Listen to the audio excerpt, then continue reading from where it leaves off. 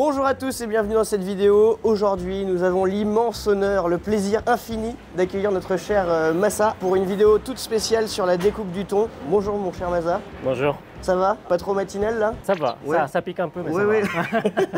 Bon, pour tous ceux qui l'ont oublié, Massa c'est le chef avec qui on a fait le pop-up cet été à la poissonnerie et qui a été un méga bon succès et avec qui on continue de collaborer pour 2-3 petites choses. Dis-moi tout, qu'est-ce qu'on va faire de cette tête de thon aujourd'hui là? D'abord tout éplucher, découler avec le collier, avec la tête. On va lever en plusieurs parties.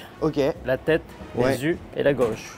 Voilà. Là le but c'est d'aller chercher toutes les parties qui se mangent sur le thon quoi. On n'a pas trop l'habitude de travailler les têtes de thon. En France nous on les laisse comme ça ou alors elles sont pas utilisées. À la limite on utilise les colliers mais en fait on va pas du tout chercher tout ce qui est dans le haut de la tête, dans le crâne. On va pas chercher les joues non plus. C'est vrai que nous on n'a pas du tout cette culture là quoi. Même au Japon c'est assez rare. Mais bon en fait on essaye de manger jusqu'à bout le poisson. Bah oui. Mais d'ailleurs pendant le pop-up tu nous avais fait des préparations avec... Enfin tu faisais une farce non? Oui je faisais de farce ouais. J'ai essayé de récupérer tout ce qui est chair dans le poisson et puis j'ai essayé de travailler en différentes manières parce qu'ils ont plusieurs en fait textures dans le jus en fait il y a une texture comme la viande. Et dans la tête il y a plus nerveux un peu. Donc il faut travailler en plusieurs façons et on mange souvent c'est dans le pêcheur. Il récupère à chaque fois le collier et il va griller parce qu'il sait très bien que cette partie là c'est très bon. Ceux qui ont la flemme le font pas mais en fait c'est hyper cartilagineux. C'est une chair qui est super onctueuse dedans. Super, très bon. Ouais. Bon bah let's go, allons-y. Alors je commence par détacher le collier ici.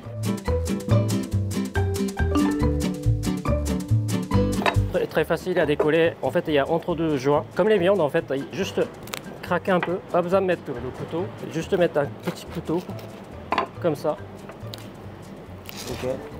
Et ça se détache normalement. En fait c'est énorme quand même une tête de thon. T'as je sais pas combien il y a de kilos de chair. Bah, celui-là il est petit mais bon, quand il y a des plus grosses thons de 60 kg, 100 kg, ça va être... Ouais. Celui-là c'était un thon d'une trentaine de kilos. Mais déjà ça, un collier comme ça, honnêtement nous quand on mange largement à deux dessus. Hein. C'est hyper gras. Ça fait 1,5 kg. Ouais. Et celui-là il est petit tu vois. Mais bon il y a tellement de choses à manger en fait. Il y en a pour 2-3 personnes quoi. Là vous pouvez regarder, c'est vraiment, là c'est de la ventrèche quoi. C'est-à-dire que le collier quand on le laisse, en fait on laisse vraiment la ventrèche. Et donc ça va être hyper gras. C'est pour ça que je dis qu'on mangeait deux dessus, c'est que c'est pas comme si on mangeait de la camille rouge vraiment très maigre. Là c'est hyper gras, hyper conséquent quoi. Quand on mange, on peut juste mettre au four et griller. J'ai enlevé le pot pour avoir plus facile à manger et mariner aussi en même temps. Parce que le pot il est assez épais. On n'en fait rien de la peau. Tu peux faire le bouillon, mais pour le bouillon, c'est ça qui se sentit fort en fait. Tu peux faire un sac. Oui c'est ça, tu peux faire un peu de maroquinerie. Ouais super, un petit portefeuille. Un petit portefeuille. Ouais d'accord, des chaussures. Aux chaussures, pourquoi pas. Et pour faire ça on utilise n'importe quel couteau ou toi tu as des préférences? Tout d'abord en fait j'ai commencé avec le débat et c'était assez pratique mais j'ai changé au milieu de préparation, j'ai changé avec celui-là. Ça c'est entre débat et en fait ça c'est pour la viande en fait. Ah oui d'accord, ok. Ouais. Donc tu peux travailler... il est vachement bien, il a l'air hyper pratique celui-là. Plus fin et plus facile à travailler. En gros pour des gros travails tu utilises plutôt celui-là et... je travaille pour le... Quand tu veux être plus précis l'autre. Je vais utiliser les deux. Celui-là ça coupe mieux que celui-là donc je l'utilise pour enlever le pot ou à celui qui est un peu... là tu vas vraiment dans le détail à retirer la peau et tout. Ça a l'air facile quand on te voit faire comme ça. Hein. Nous on fait pas ça en boutique. Hein. Ça c'est un peu comme Sukibiki tu vois. Bah oui. Celui-là il est assez épais. Ouais, Masa est en train de parler du Sukibiki, c'est une technique, on va sur des poissons à écailles, on va retirer les écailles mais en coupant à la base des écailles. Et donc on n'écaille pas, on coupe pas la peau, on est vraiment entre la peau et la base des écailles. Et ça fait que en fait le poisson va être très lisse. Alors, on fera une vidéo sur le Sukibiki, ok? On fera une vidéo. Ah oui mais c'est beaucoup mieux parce que moi c'est vrai que quand on mange des colliers on s'embête pas, on laisse la peau mais là en fait du coup tu viens juste piocher dedans une fois que c'est cuit quoi. Ouais, juste éplucher, comme ça t'as plus qu'à manger. Ça c'est juste des reliquats de peau, c'est pas de l'écaille quoi. Non. Ouais.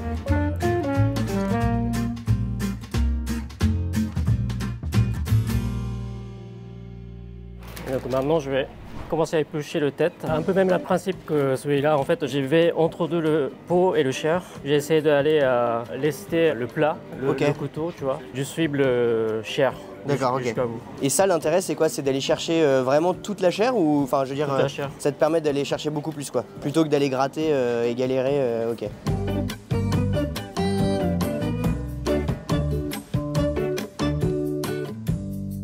comme le thon, le pot il est assez épais, Ouais. enfin, c'est un peu galère. Parfois tu vas louper ton filet, enfin, Ouais. tu vois ce que je veux dire. Ouais. Donc c'est mieux d'enlever le pot d'abord pour chercher la viande. Je peux essayer ou pas? Bien sûr. J'ai très envie d'essayer, j'ai jamais essayé ça. Voilà, ah mais comme c'est ça. ouf là, c'est quoi? Ça c'est quoi en fait? C'est du gras? Ça c'est gras, ouais. Ah ouais la vache, mais Gras c'est et bon. hyper gras. Donc en fait tu peux te faire un pot-au-feu quoi. Tu peux faire le pot-au-feu, ouais. Non mais c'est ouf. Un tétonche. Ah ouais d'accord. Il faut qu'on essaye la prochaine fois. Ouais, donc en fait après t'as accès vraiment à tout en fait. Une fois que t'as viré la peau, tu peux vraiment aller chercher tout ce que tu veux quoi. Ah, Bonjour Quentin. Bonjour Quentin. Ça va? Ah c'est fou, et ça se mange aussi? Je sais pas, c'est un bizarre. Un peu. Ouais ça a l'air bizarre. Ouais, ça a l'air bizarre. Ouais, on dirait qu'il a... Ouais. Il a été coigné la tête. Bon bah, je vais prendre le café alors bas. Oh. Non reste avec moi Maza. Ah j'adore. Hyper satisfaisant. Ah mais non, je savais pas du tout que c'était vraiment aussi gras la tête comme ça. Bah tiens, je te redonne je te redonne la main. Ouais, celui-là, je pense qu'il est un peu abîmé parce qu'il a tapé la tête ou ou alors il a été gaffé, quand il les remonte, parce que j'ai vu qu'il avait un impact tout à l'heure. Quand il les remonte à bord des bateaux, il les attrape avec un espèce de crochet, on appelle une gaffe. Et en fait, il plante dans les endroits où ça va pas abîmer la chair, donc généralement c'est dans la tête. Voilà, ça c'est peut-être un... Il a raté son coup. Il a raté celui-là. Et ceux qui gaffent très bien, en fait, il les gaffe à côté de l'œil et comme ça, en fait, ça accroche tout de suite et voilà. Bon, je vais continuer tout éplucher. Ouais. Donc ici, ça sera le jus. Pareil. Mais sur les gros thons, on peut avoir des joues vraiment très importantes quoi. Ah oui. Et j'aime beaucoup la texture du jus parce que c'est comme les viandes quoi. Enfin, ouais, c'est une seule fibre. Ouais. Je suis curieux de voir quoi, ce qu'on va récupérer comme chair au total.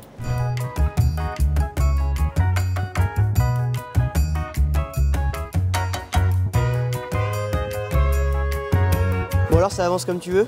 Oui. Waouh, t'as bien tout désossé là quand même. Hein. Ouais. Ça commence à... Mais il y en a encore hein. Il y en a encore un petit peu. Bah, je vais récupérer pour faire le farce. Mais ça c'est fou parce qu'il y a vraiment quand même une culture au Japon de tout récupérer quoi. Ce serait criminel de jeter une tête de thon à la poubelle quoi. Bah oui, c'est une grosse pièce comme ça en fait, c'est bien dommage de jeter la moitié. Ah ouais, c'est clair. Il y a plein de choses à manger, donc voilà. Je veux y aller encore mais bon après... Et en fait ça après, si t'es vraiment chaud et que t'as une grosse marmite, tu la mets dedans et là-dedans tu peux récupérer tous les sucs. Tu peux faire le bouillon, pendant la pop-up je faisais le fond de thon. Je fais rôtir bien tout ce qui est calapace de thon, après le désossage bien sûr.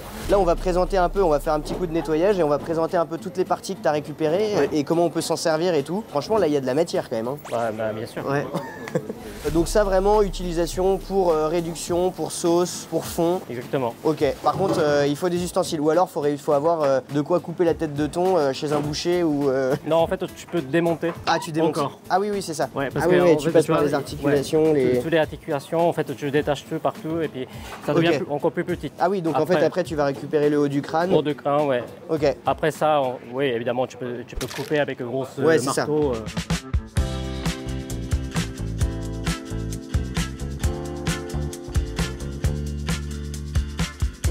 Alors, bon voilà tout ce qu'on a pu récupérer. On a les deux colliers. Les joues sont hyper bien dessinées. T'as très peu d'arêtes quoi. T'as pas de morceaux d'os, t'as récupéré que de la chair quoi. Tous les chairs ouais. Ouais alors explique-nous un peu ce que t'as réussi à récupérer. Alors ça c'est le gorge. C'est la gorge, ok. En fait c'est derrière le thon. Il est comme ça en fait, il est attaché avec le jus. Derrière le jus en fait tu peux trouver le gorge. Ok d'accord. Il est attaché avec, tu vois, ça c'est le pot, il est attaché comme ça tu vois. Ah d'accord, c'est la peau du palais. Pot de palais ouais. Ah ouais d'accord.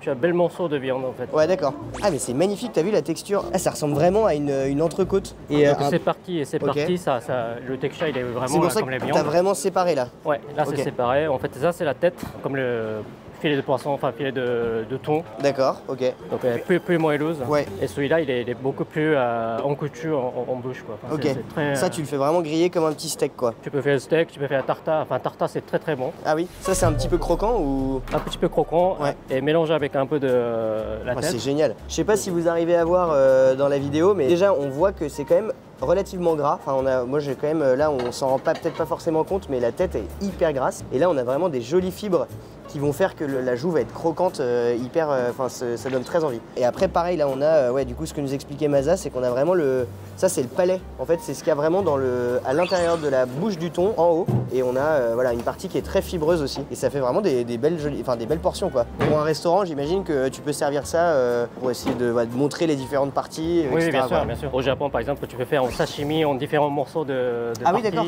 Ça, on utilise ça en sashimi. En sashimi aussi, ouais. Ah ouais, c'est énorme. Donc on a les yeux, tu nous expliqueras après ce qu'on fait avec les yeux, les joues, la gorge, en fait toute la partie tête que tu es venu gratter. On voit quand même que c'est assez filandreux, enfin il y a quand même pas mal de nerfs, de tendons et tout. Il y a beaucoup de nerveux, donc il faut gratter avec le cuillère. Ça se gratte, ok. Ouais. Ça c'était super bon, tu avais vraiment fait comme une espèce de grosse croquette de thon avec toute la chair grattée de la tête du thon et frit, c'était une dinguerie. Et raconte-nous ce que tu fais avec les yeux, enfin genre moi je sais que j'en avais mangé mais...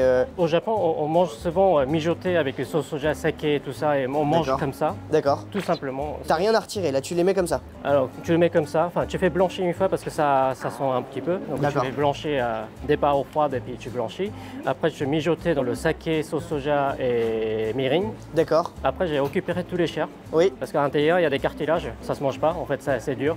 Donc j'enlève le cartilage, je travaille un petit peu avec une garniture aromatique pour faire comme un galet de pied de cochon, tu vois. Bah ça tu nous avais fait goûter pendant le testing les galettes. Ça c'était vraiment hyper bon. Mais en revanche en bouillon ça donne très envie, mais c'est très fondant j'imagine, non? Très fondant, très fondant. Ça donne très envie. Oui, voilà. Celui qui aime bien le haba et tout ça, en fait, c'est exactement la texture, ça ressemble. C'est très gélatineux, très bon, quoi. Ouais. Et après, pour les colliers, on a compris que c'est soit on va les manger comme ça, en les faisant au four et on les sert vraiment comme un morceau, on va venir gratter. Quand je dis gratter, il y a des parties où il n'y a vraiment pas besoin de gratter. Tout ça, ça va venir tout seul comme une vraie partie de thon. Mais en revanche, si on a besoin de faire une grosse farce, on peut très bien venir gratter tout notre truc. Ça va apporter beaucoup de gras, ça va apporter beaucoup plus de matière. En tout et pour tout, là, on a bien entre ça et ça, je pense qu'on a plus de 500 grammes de chair avec une farce. Sans parler des parties un peu plus nobles de la tête. Ouais. Voilà. Et puis ensuite, bouillon, jus, réduction de sauce, fond de sauce. Et ce que nous expliquait Maza, c'était que c'était important pour les yeux, quand on fait des bouillons et tout, c'est de blanchir une première fois. Donc blanchir, c'est un terme culinaire pour dire, c'est pour nettoyer en fait. Nettoyer, enlever le son, l'odeur aussi en fait. Ouais. Et en fait, tu plonges dans l'eau froide. Tu laisses chauffer? Oui, pour ébullition. Parce que départ l'eau froide, parce que si tu fais blanchir dans l'eau chaude, ça va bloquer tout de suite. Ça va cuire, ça va fixer. Ça va rester dans l'intérieur. Ok, d'accord. Donc il faut toujours. Pour ça qu'on part à eau froide. Ouais, départ eau froide pour sortir tranquillement. Et une fois ébullition, sortie, et on met tout ce qui est amertume. Oui, amertume, ouais. Impureté. Impureté, ouais. Voilà. Et reparti pour faire un bouillon, quoi. Ok. Bon bah Maza, merci beaucoup, c'était un très beau cours de découpe, hyper intéressant et puis surtout en fait pas si compliqué à faire si on s'y met un petit peu, non. C'est pas si compliqué. Écoutez, j'espère que cette vidéo vous a plu. Si vous voulez venir goûter ces merveilles et d'autres poissons, venez à la boutique, donc c'est au marché Saint-Germain, 6 rue Lobino. Et puis bah voilà, à la prochaine. À la prochaine.